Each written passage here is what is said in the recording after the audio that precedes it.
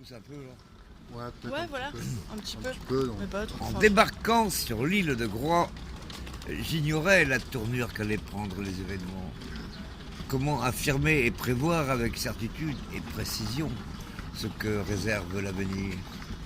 On peut émettre des hypothèses, mais cela reste aléatoire. Aléatoire. Vous n'êtes jamais aléatoire. Vous ne connaissez pas. C'est où? Ben là-bas. Ah d'accord. C'est l'abattoir. En tout cas, les probabilités d'erreur sont proportionnelles et équivalentes aux chances de se tromper. Aujourd'hui, le ciel est bleu et le soleil ardent. Mais demain, que va-t-il se passer? Est-il utile ou futile de se poser la question? Une à une, les secondes s'égrènent, absorbées par le temps qui passe. Ce qui est écrit appartient au passé. Ce qui ne l'est pas prendra peut-être source dans les sillons d'un présent éphémère.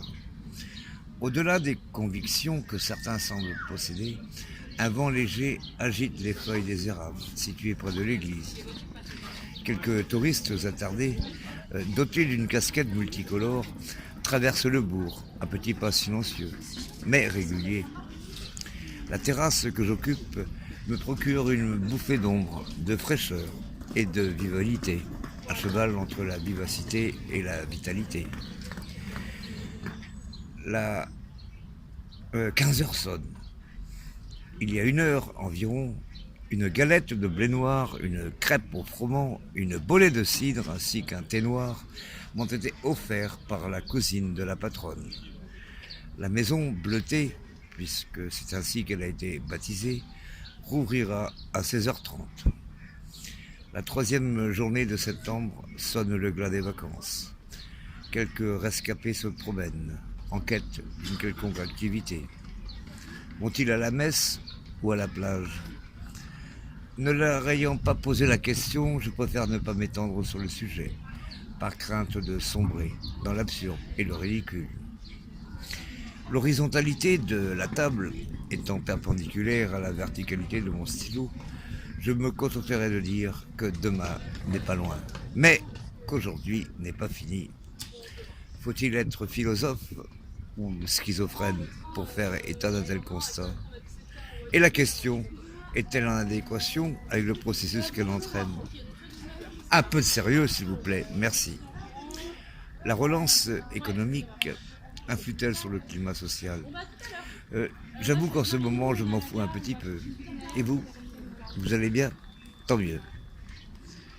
Et l'écriture? Ah, l'écriture. Parlons-en de l'écriture. Quand on voit le nombre de revues, de livres, de journaux, de prospectus, de magazines publiés quotidiennement, chaque jour, on peut se demander s'il n'y aurait pas des intérêts subversifs dissimulés dans des méandres sous-jacents, quelque peu altérés par une cupidité maladive. Entrons donc dans le vif du sujet. La godille. La godille, dont l'origine remonte à la nuit des temps, nécessite une certaine maîtrise gestuelle, accompagnée d'un équilibre certain. Cette pratique ancestrale permet à celui qui en fait usage d'évoluer à la surface de l'eau, car elle s'effectue sur une embarcation n'excédant pas sa propre longueur. Celle-ci est dotée d'un aviron encastré dans un arc de cercle, fixé à l'arrière de l'annexe, également appelé petite barque ou barquette. Le mouvement ondulatoire du rameur est primordial, sinon le bateau n'avance pas. Il faut donc perfectionner l'efficacité de la technique pour obtenir un résultat satisfaisant. L'efficacité, pour qu'elle soit optimale et non à la petite femelle, répond à des critères bien précis, qu'ils soient physiques ou biologiques. Ma passion pour la godille m'a permis de comprendre que la vitesse est tributaire de l'exécution de la discipline. Pour devenir un bon godilleur, 3 conditions prédominent. Anticipation, sérénité, persévérance. Bien, je vais à présent vous apprendre à godiller. Êtes-vous prêts? Oui. Bien, très bien, voilà, comme ça. On maintient le rythme, on amplifie le mouvement, tout en souplesse. Bien. Demain, je vous apprendrai à pêcher le bigorneau. Mais avant de poursuivre le débat pour diffamation, je tiens à vous remercier pour votre attention absolument fantastique et extraordinaire. Non, en fait, je me suis trompé de sujet. Non, en fait, c'était l'intelligence. Oui, l'intelligence. Oui, qu'est-ce que l'intelligence? Comme me disait le grand philosophe Patrick Sébastien, l'intelligence est une qualité que j'affectionne particulièrement, car elle est source d'harmonie et d'épanouissement. De plus, elle vous propulse vers un univers potentiellement intéressant. Pour saisir la subtilité du processus, consulter un dictionnaire ne suffit pas. Et oui, l'intelligence va bien plus loin, au-delà même de ses propres limites.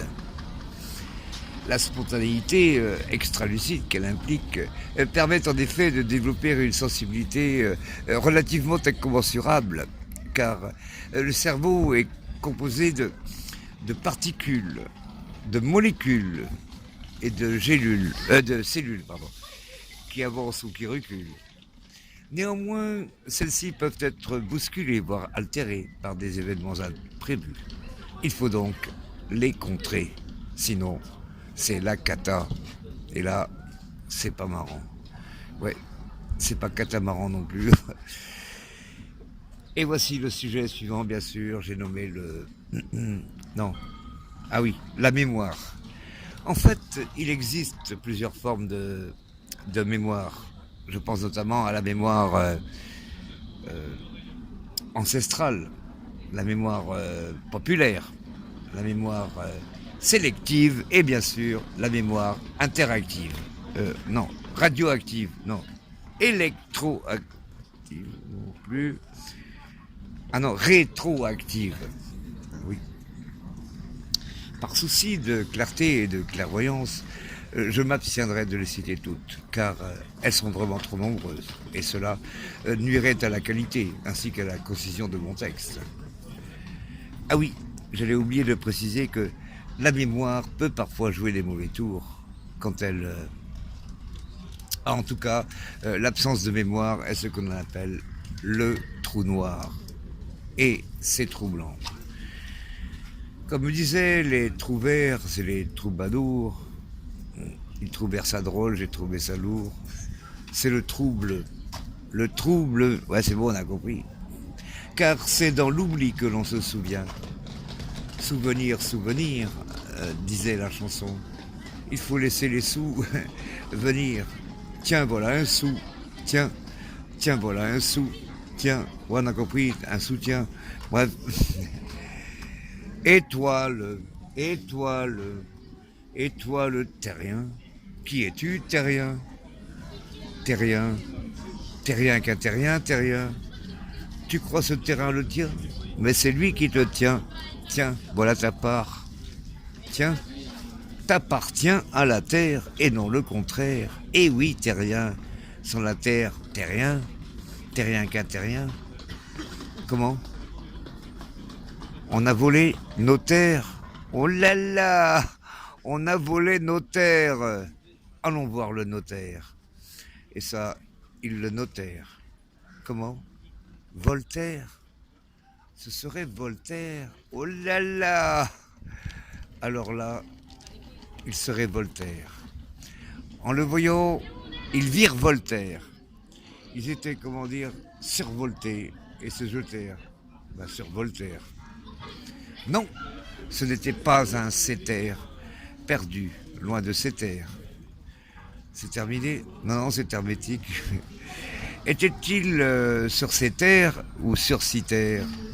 Oh là là, mais ce céter va-t-il se taire? Vas-tu te taire ou on t'enterre? Et là, ils tentèrent le tout pour le tout. Était-il sur une terre sacrée ou sur une sacrée terre?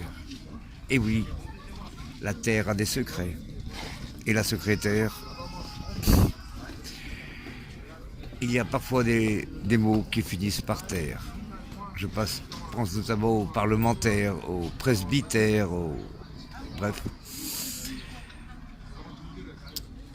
Enfin bref, sans commentaire. vaut mieux parfois se taire. Ouf. Ah, ça fait du bien quand ça s'arrête.